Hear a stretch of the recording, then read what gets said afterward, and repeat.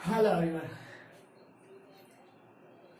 Trigonometric exercise 3.1 यहाँ लिखा है मैंने circular measure NCERT maths class 11। आपने क्लास 10th में भी ट्रिग्नोमेट्री पढ़ चुके हैं, बट जो रियल ट्रिग्नोमेट्री है ना बेटा, वो तो आपने केवल इंट्रोडक्शन पढ़ा था, लेकिन जो रियल में पेपर ट्रिग्नोमेट्री वो आपको क्लास 11 में पढ़ना होगा। बहुत इंटरेस्टिंग टॉपिक है, बहुत ही अच्छा है, मतलब बहुत ही अच्छा रहेगा आपको। ठीक है, लेकिन कब जब आप इसको पॉजिटिव लोगे तो, अगर इसे थोड़ा सा भी अगर नेगेटिव आ रहा ना तो आप फिर पेशेंस के साथ रुक कर फिर आगे बढ़ो।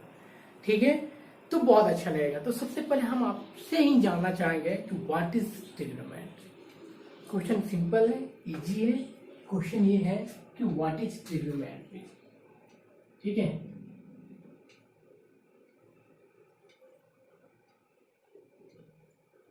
है ना। ट्रिग्नोमेट्री होता क्या है ये बताइए आप।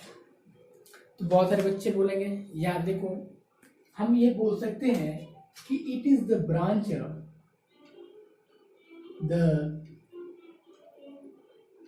Branch of mathematics. ठीक है, it is the branch of mathematics in which we study about in which we study about किसकी स्टडी करते हैं आप। ठीक है, मेजर ऑफ साइड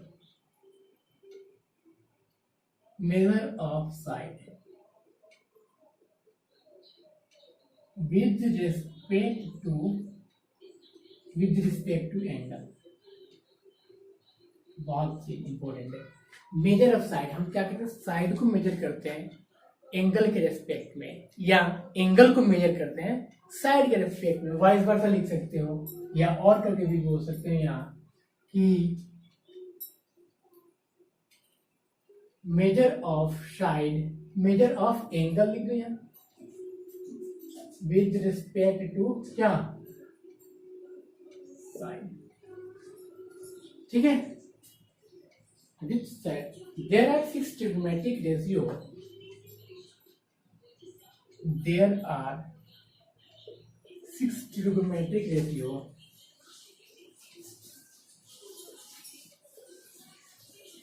ठीक रेशियो कौन कौन से होते हैं भाई, बोलिए। आप बोलोगे कि सर होते हैं sine, cosine, tangent, cotangent, secant, cosecant,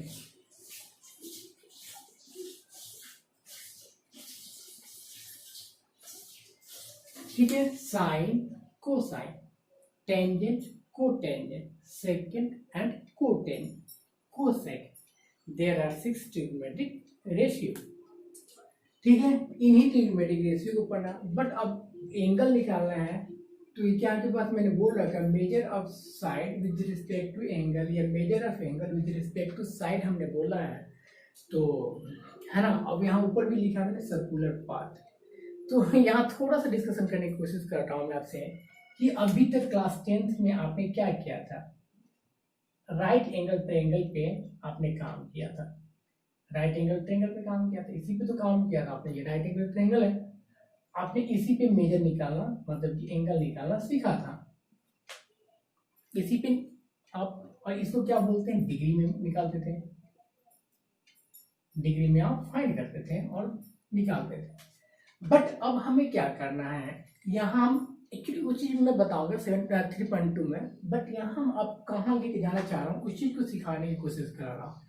अगर आप यही चीज सर्कुलर पाथ में मूव कर रहे हो, सर्कुलर पाथ मतलब है ना, गोल चक्कर जो बात कर रहे हैं उस पर अगर आप मूव कर रहे हो, तो यहाँ पे तो मान ली यहाँ से आप क्या करें, यहाँ से आपने यहाँ मूव किया, आपने क्या किया, यहाँ से आपने यहाँ मूव किया। ठीक है, इन दोनों के बीच में तो कोई ना कोई एंगल बन रहा होगा, सेंटर से कोई ना कोई एंगल बन रहा होगा, है ना। यहाँ भी तो बन रहा था एंगल, यहाँ भी बन रहा है एंगल, तो ये सर्कुलर पाथ, ये आपका कोऑर्डिनेट प्लेन, ठीक है। कोऑर्डिनेट प्लेन पे आप यहाँ मूव करते हैं, सर्कुलर प्लेन पे मूव करते हैं। तो ये जो एंगल है ना, इसी एंगल के बारे में आज हमें पढ़ना आता है, और इसी एंगल को क्या बोलते हैं, सर्कुलर मेजर। और इस चीज को हम यहाँ अच्छे से डिफाइन करके बताएंगे आपको कि सर्कुलर मेजर होता क्या है, ठीक है। इसी चीज को बोलते हैं रेडियन,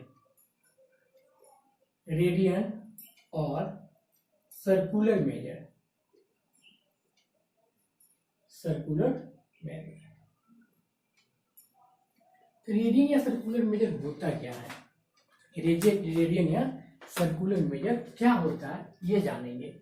थोड़ा सा तो हिंट दे दिया मैंने कि जी जब हम सर्कुलर पाथ में मूव करते हैं उसको रेडियन या सर्कुलर मेजर बोलते हैं, लेकिन जब हम कोऑर्डिनेट प्लेन पे मूव करते हैं उसको हम क्या बोलते हैं, उसको हम बोल देते हैं आपके पास एंगल, यानी कि डिग्री बोल देते हैं। तो वो चीज को आप यहाँ समझेंगे कि सर्कुलर मेजर क्या होता है। द एंगल subtended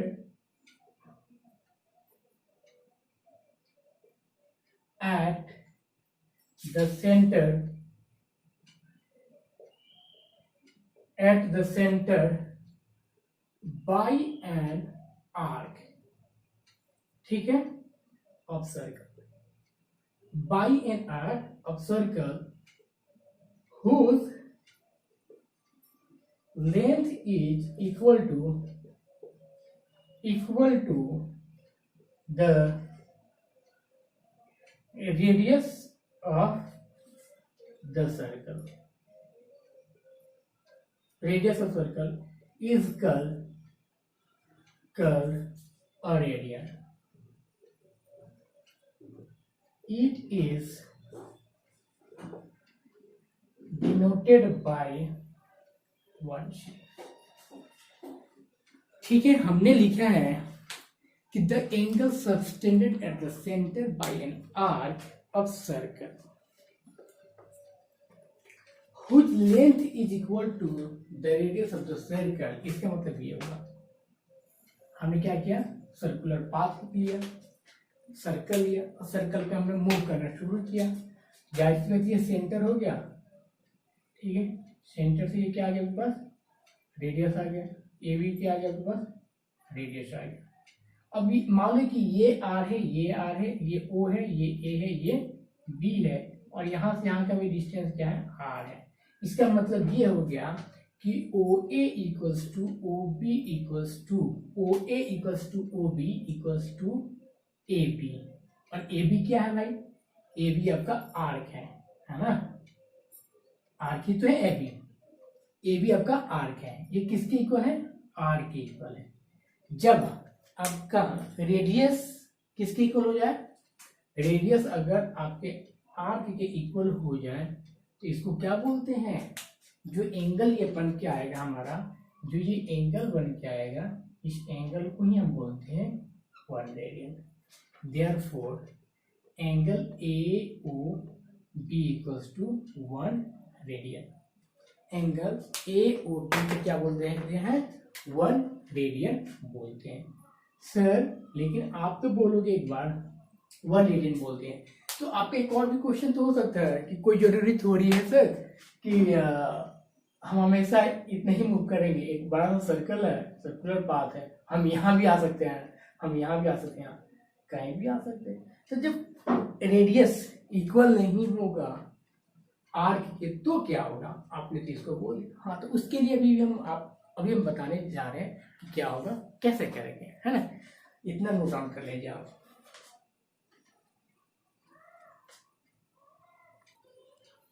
यहां देख रहे हो क्वेश्चन में, prove that 180 degree equals to pi radian, आपको प्रूव करना है। ठीक है, कर लेंगे हम प्रूव।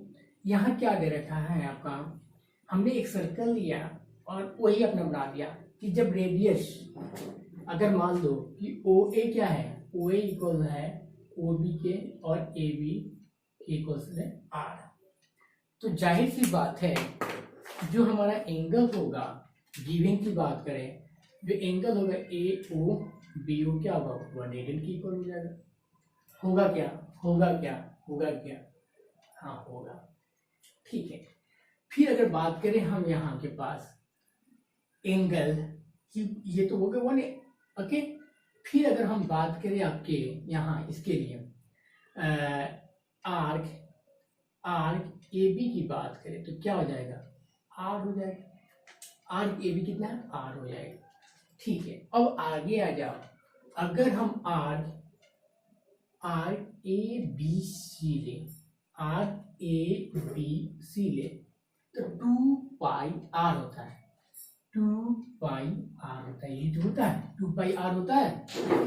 किसके लिए? पूरा सर्कल के लिए। इसके लिए क्या होगा? पाई आर हो जाएगा, आर पाई आर हो जाएगा। अगर हम पूरे ले यहाँ से यहाँ तक का ये चीज और इस एंगल की बात करें तो ये क्या होगा? एंगल ए ओ सी की बात करें, एंगल ए ओ सी की बात करें तो क्या हो जाएगा? 180 डिग्री होगा, है ना। फ्रॉम द ज्योमेट्री की बात करें हम,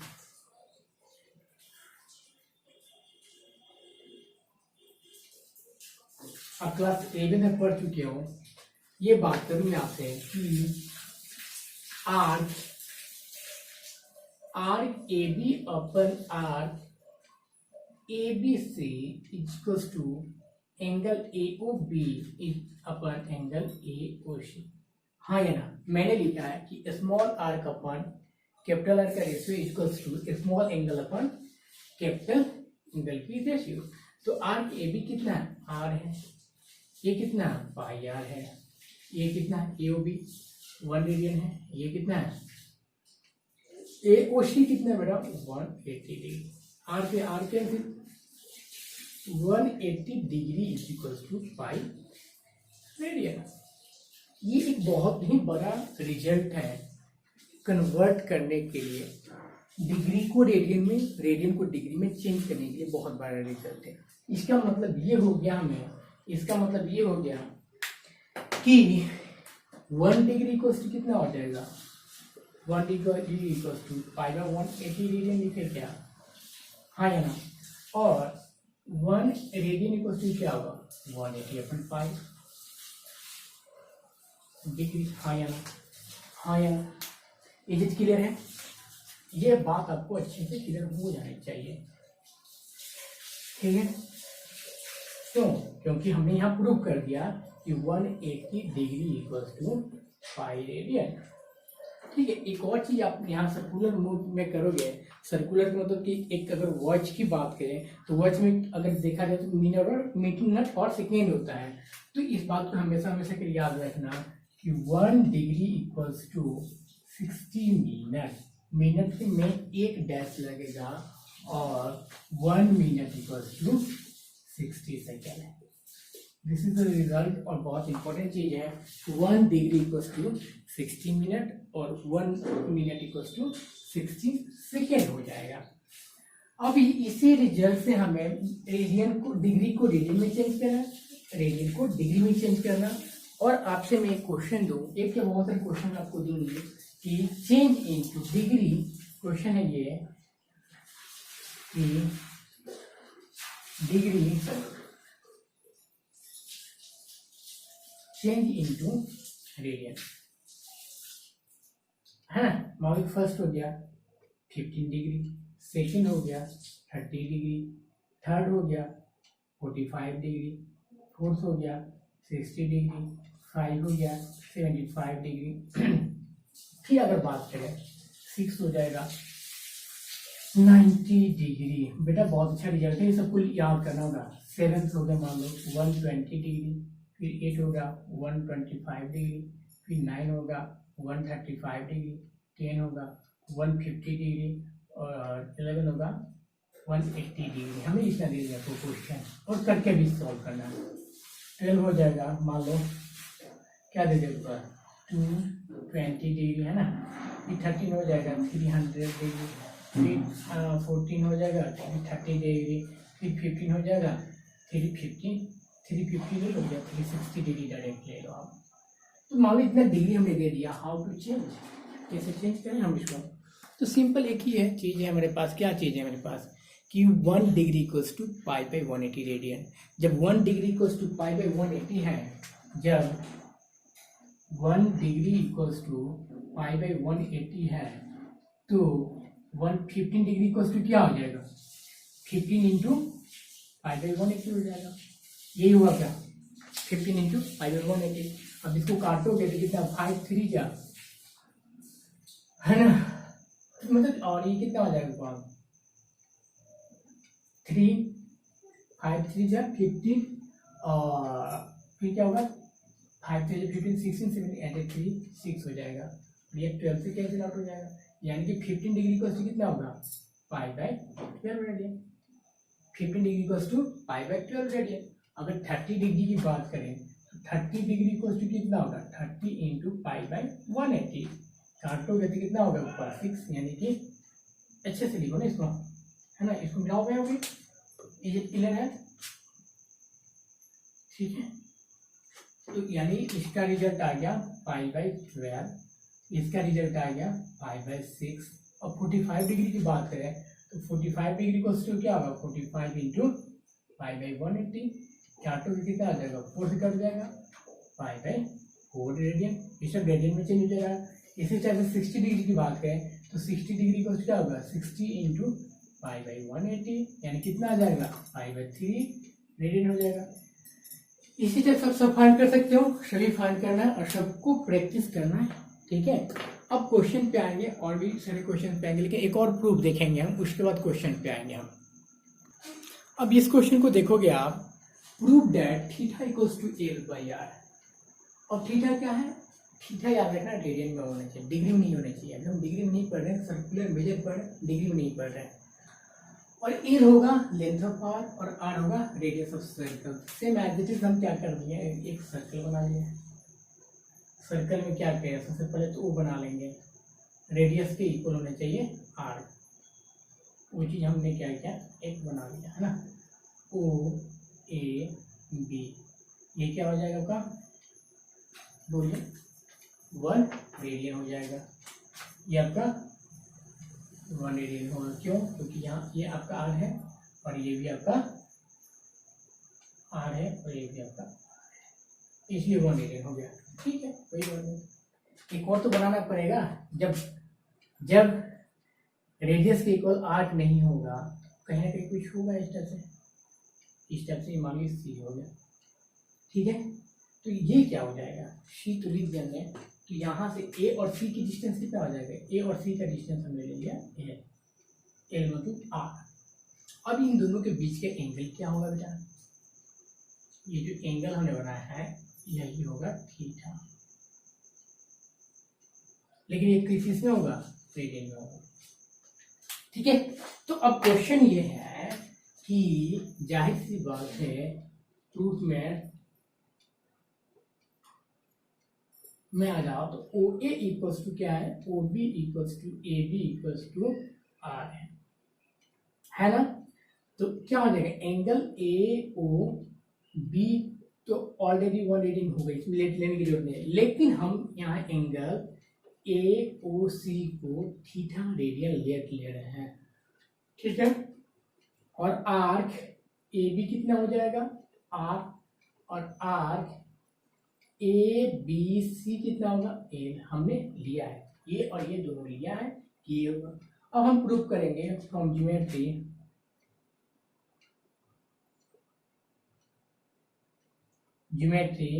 क्या हो जाएगा, angle A O B upon angle A O C equals to arc A B अपन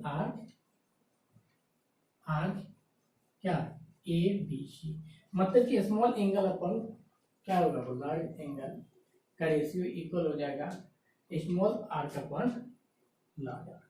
इसका क्या होगा 1 रेडियन अपन क्या हो जाएगा थीटा।